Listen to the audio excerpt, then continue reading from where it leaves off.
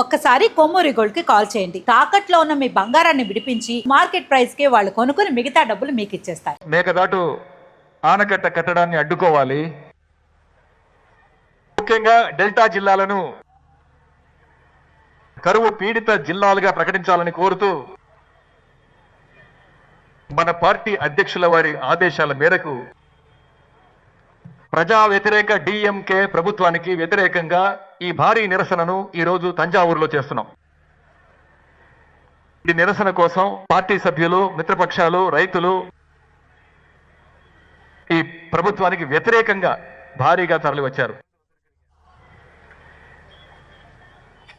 ఈ నిరసనను సమన్వయం చేసిన మన ప్రధాన కార్యదర్శి నెహ్రూ గారికి, జిల్లా కార్యదర్శి అన్న దురై చంద్రశేఖర్ గారికి మరియు అన్ని జిల్లాల పార్టీ కార్యదర్శులకు, పార్టీ రైతు విభాగం, వ్యవసాయ కార్మిక విభాగం నాయకులకు, కార్యకర్తలకు, పార్టీ శ్రేణులందరికీ, సోదరులందరికీ ముందుగా నా కృతజ్ఞతలు తెలియజేస్తున్నాను. నేడు ఆడి 18 సాధారణంగా ఆడి పెరుక్కులో నదులు నిండుగా ప్రవహిస్తాయి. కానీ వచ్చే దారిలో చూస్తే కావేరీ డెల్టాలోని నదులన్నీ ఈరోజు ఎండిపోయి దాదాపు ఒక ఎడార్లా ఈరోజు కనిపిస్తున్నాయి. ఇది మన ద్రవిడ మున్నేట్ర కజగం. మన నాయకుడు ముఖ్యమంత్రిగా ఉంటే ఈ పరిస్థితి వచ్చేదా? మన నాయకుడు ఇలా జరగనిచ్చేవారా? నేడు కురువైని కాపాడలేకున్నాం. ఇక సంబా పంట ఏమవుతుందో అని రైతులు తలడిల్లిపోతున్నారు. ఇది ఏదో మామూలుగా జరిగిన విషయం కాదు. ఈ రోజు ఉన్నటువంటి ఒక అసమర్థుడైన డమ్మి ముఖ్యమంత్రి వల్లే ఈ రోజు ఈ పరిస్థితి వచ్చింది.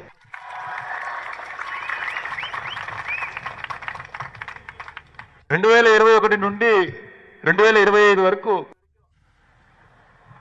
అప్పటి ముఖ్యమంత్రి మన పార్టీ నాయకుడు గారు ప్రతి సంవత్సరం సరిగ్గా జూన్ 12వ తేదీన మెట్టూరు డ్యాంను స్వయంగా వెళ్లి తెరిచారు. నిజానికి కొన్ని సంవత్సరాల్లో మన ముఖ్యమంత్రి గారు, మన పార్టీ నాయకుడు గారు అప్పుడు జూన్ 12 కంటే ముందే మెట్టూరు నుండి నీటిని విడుదల చేశారు. కానీ ఈ సంవత్సరం పరిస్థితి ఏంటి? జూన్ నెల అయిపోయింది, జూలై నెల అయిపోయింది, ఇప్పుడు ఆగస్టు నెలలో ఉన్నాం, ఇంకా నీళ్లు రాలేదు. కావేరీ బోర్డు తీర్పు ప్రకారం జూన్ నెలలో 9.9 టీఎంసీ నీళ్లు, జూలై నెలలో 32 టీఎంసీ నీళ్లు, అంటే మొత్తం 42 టీఎంసీ నీళ్లు మనకు రావాలి. కానీ నేడు ఒక్క చుక్క నీరు కూడా రాలేదు. కానీ దీని గురించి ఇక్కడున్న ముఖ్యమంత్రి నోరు విప్పి మాట్లాడుతున్నారా? మాట్లాడటం లేదు. ఆయనకున్న ఏకైక ఆందోళన ఏంటి? డిఎంకే మీద ఏ అబద్ధపు కేసు పెట్టాలి, ఏ ఫేక్ కేసు వేయాలి.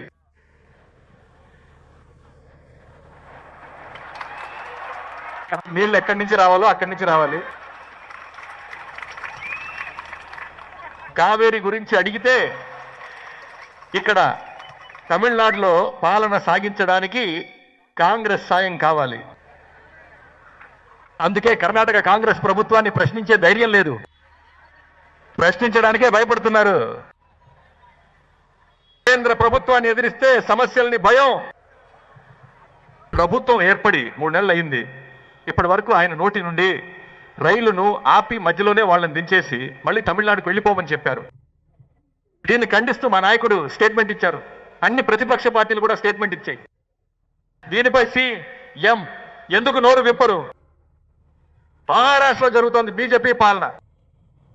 వాళ్ళని ఎదిరించి మాట్లాడే సత్తా గాని ధైర్యం గాని ఇక్కడ ఉన్న ముఖ్యమంత్రికి లేదు.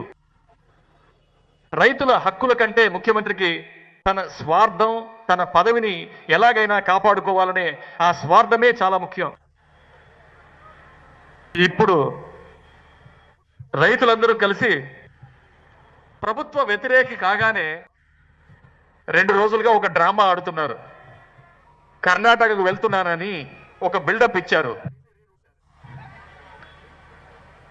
మేమందరం చెప్పాం, మా నాయకుడు చెప్పారు దయచేసి కర్ణాటక వెళ్ళకండి అని. ఇది పెద్ద చట్ట పోరాటం, ఎన్నో ఏళ్లుగా జరుగుతోంది, అర శతాబ్ద కాలంగా సాగుతున్న పోరాటం ఇది. కేవలం ఎంకే మాత్రమే కాదు, అన్ని ప్రతిపక్షాలు చెప్పాయి.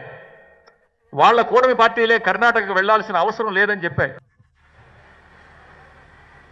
ఆయన అవేమీ పట్టించుకోలేదు. కానీ కర్ణాటక ముఖ్యమంత్రి మాత్రం దయచేసి ఈ వైపు రావద్దు, మీకు ఒక్క చుక్క నీరు కూడా ఇవ్వలేమని చెప్పారు.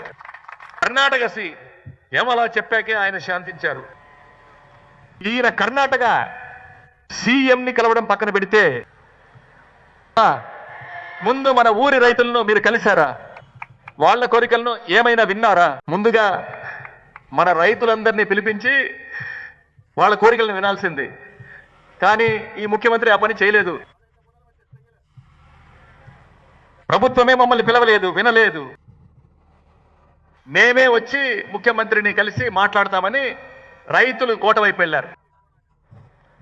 కానీ ఆ రైతులను కూడా బలవంతంగా అరెస్ట్ చేసిన ఈ ప్రభుత్వం, గుర్రపు బేరాల ప్రభుత్వం, రైతుల మీద ఈ ముఖ్యమంత్రికి అంత కక్ష ఉంది.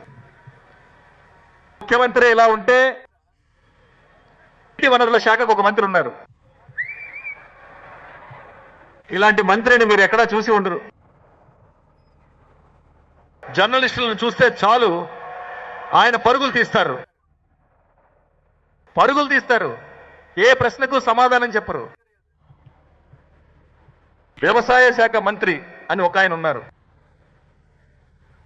ఈరోజు ఆ వ్యవసాయ శాఖ మంత్రి ఏం చేస్తున్నారో తెలుసా? వ్యవసాయ బడ్జెట్ పట్టుకుని తిరుపతికి వెళ్ళి అక్కడ పూజలు చేయించుకుని వస్తున్నారు. ఇది ఈరోజు ఈ ప్రభుత్వ లక్షణం, ఇక్కడ ఉన్న మంత్రుల యొక్క అసలు లక్షణం.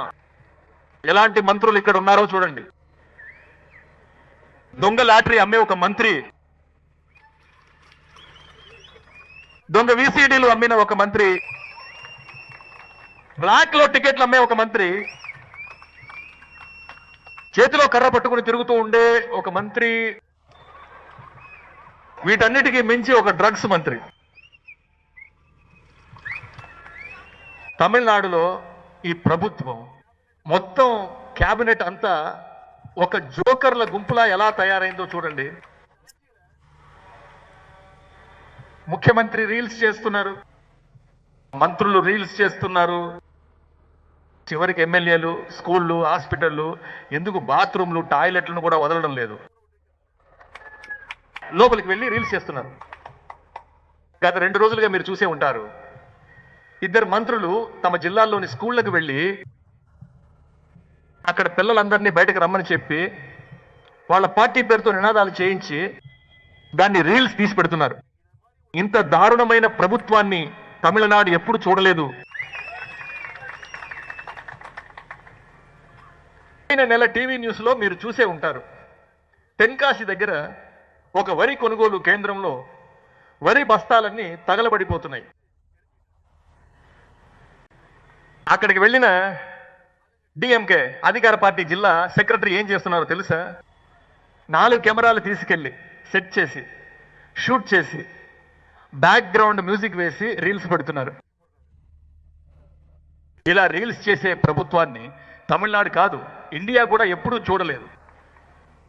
మంత్రులే కాదు, వాళ్ళ చుట్టాలు, అన్నదమ్ములు అందరు కలిసి ఇన్స్పెక్షన్కి వెళ్తున్నారు. గవర్నమెంట్ ఆఫీసర్లకి అర్థం కావట్లేదు ఎవరు మినిస్టరో ఎవరు ఎమ్మెల్యేనో, ఎంకి కూడా తెలియట్లేదు. ఈ గవర్నమెంట్కి రీల్స్ పిచ్చి ఆ రేంజ్లో ముదిరిపోయింది. ఇవాళ రైతులు కన్నీళ్లు పెడుతుంటే మంత్రులు ఏం చేస్తున్నారో తెలుసా? సినిమా థియేటర్లో సినిమాలు చూస్తూ కన్నీళ్లు పెడుతున్నారు. అంతేకాదు, తమిళనాడు 15 రోజుల పాటు రోజుకి 3500 క్యూసెక్కుల నీళ్లు, అంటే సుమారు 4 టీఎంసీల నీళ్లు వదలాలని కావేరీ రెగ్యులేటరీ కమిటీ ఆర్డర్ వేసింది. దాని ప్రకారం చూస్తే మన గత 2 నెలల్లో 42 టీఎంసీల నీరు రావాలి, కానీ కేవలం 4 టీఎంసీలే ఇవ్వాలని ఆర్డర్ వేశారు. అది కూడా వదలలేమని కర్ణాటక ముఖ్యమంత్రి గారు ఆర్డర్ వేశారు. వీటి గురించి ఈ పాలకులకు అస్సలు ఏమాత్రం చింత లేదు. పాలకులకు చింత లేదు, కానీ ద్రవిడ మున్నేట్ర కజగం మౌనంగా ఉంటుందా?